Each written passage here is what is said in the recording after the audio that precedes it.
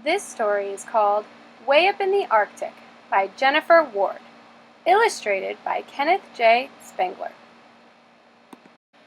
Way up in the Arctic, in the bright and shiny sun, lived a mother caribou and her little calf one.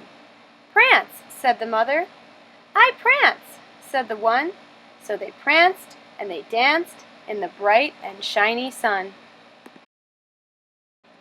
Way up in the Arctic, near the chilly waters blue, lived a mother polar bear and her little cubs too. "Nap," said the mother. "We nap," said the two. So they napped and they dozed near the chilly waters blue. Way up in the Arctic, near an ice floe in the sea, lived a pod of white belugas and their little calves three. "Sing," said the mothers. "We sing," said the three. So they sang and they chirped near the ice floe in the sea. Way up in the Arctic, on a cold and icy shore, lived a great herd of walrus and their chubby calves four. "Wobble," said the mothers. "We wobble," said the four. So they wobbled and they wiggled on their cold and icy shore. Way up in the Arctic, where the moss and lichen thrive, lived a snowy Arctic hare and her little bunnies five. "Jump," said the mother. "We jump," said the five. So they jumped and they hopped where the moss and lichen thrive. Way up in the Arctic, where the ice and waters mix, lived a group of furry seals and their little pups six. "Dive," said the mothers. "We dive," said the six. So they dove and they splashed where the ice and waters mix. Way up in the Arctic, where the snow falls from heaven, lived a sly mother wolf and her furry pups seven. "Prowl," said the mother. "We prowl," said the seven. So they prowled and they howled where the snow falls from heaven. Way up in the Arctic, where the sun shines late, lived a mother snowy owl and her little owlets eight. "Hoot," said the mother. "We hoot," said the eight. So they hooted and they snuggled where the sun shines late. Way up in the Arctic, in the snow so fine, lived a quick mother lemming and her wee lemmings nine. "Dig," said the mother. "We dig," said the nine. So they dug and they tunneled through the snow so fine. Way up in the Arctic, in a cozy little den, lived a mother Arctic fox and her little cubs 10. "Cuddle," said the mother. "We cuddle," said the 10. So they cuddled and they slept in their cozy little den. So that's the end of the story. Now I'm going to read you about some cool facts about some of the animals that we learned about. Arctic fox. The Arctic fox is a small fox with short legs and tiny ears. It is also known to have the warmest fur of any land mammal. Like many Arctic animals, the Arctic fox has hair that is white during the winter and brownish during the summer to help it camouflage. Can you think of why an animal would want to be camouflaged? Arctic hare. Baby Arctic hares are called leverets. A hare is born with fur and with eyes open. It can also hop around soon after birth. They have large hind feet, which help them to move around on the snow easily, just like giant snowshoes that people wear to help them walk on snow. Arctic wolf. The Arctic wolf is a large wolf. There is a rule in science called Bergmann's rule.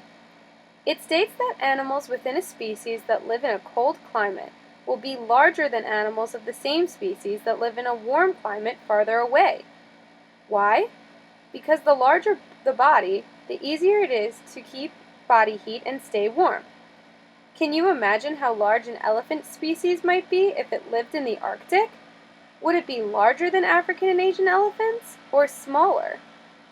The Arctic wolf lives and hunts in social packs. These packs include grown wolf pups that may remain with their parents for several years. Beluga.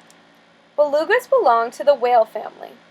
They are a toothed whale and sometimes are called sea canaries because of the chatter and noise they make. Belugas are social mammals that live in pods ranging from 2 to hundreds of whales. When a beluga is born, its skin is grayish in color. As it gets older, its skin turns white. The word beluga means white one in Russian. Caribou. Caribou are related to reindeer. They have hollow hair, which helps them to keep warm. The same way wearing a coat in the winter helps keep you warm. Reindeer and caribou are the only deer species where both the male and the female have antlers. Ice floes. Ice floes are chunks of ice that float and drift in the Arctic Ocean. Many Arctic animals, like the polar bears and walrus, spend much of their time traveling or floating on top of ice floes. Lemming. A lemming is a small rodent that makes its home in the Arctic. The lemming builds amazing tunnels and burrows through snow. Baby lemmings are born blind, but within 2 weeks of birth, their eyes open and they begin walking. Polar bear. The polar bear is the largest meat-eating mammal on the earth. It is also the largest of all bears. The polar bear is well adapted to living in the cold weather.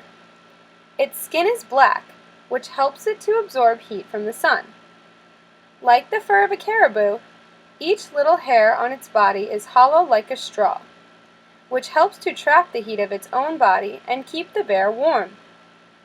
Polar bears also have huge feet that help them to swim. A polar bear may have 1 to 3 cubs that will stay with their moms for up to 2 years. Seal. The Arctic is home to several seal species, and each gives birth to just one pup. All seals are marine mammals, meaning they live in or around water. Certain seal pup species learn how to swim soon after birth, while others stay on ice, nursing and being cared for by their mothers until they are old enough to swim. Snowy owl. Snowy owls live in the Arctic year-round. They are covered with white feathers, which help them blend in with their surroundings.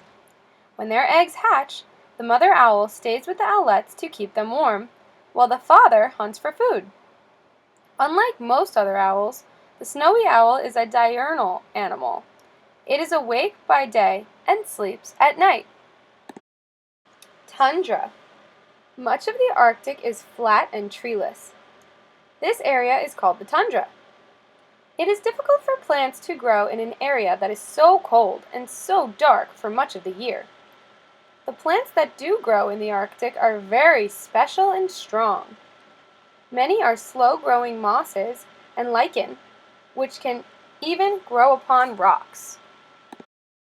Last but not least, walrus. Although it spends most of its time in or near the sea, the walrus is a mammal. It is warm-blooded and has live young, which it nurses. A walrus calf will stay with its mother for 2 years or more. Both the male and female walruses have tusks, although the tusks on the males are much larger than those found on females. The tusks are 2 very large and often long teeth that come out on either side of their mouth.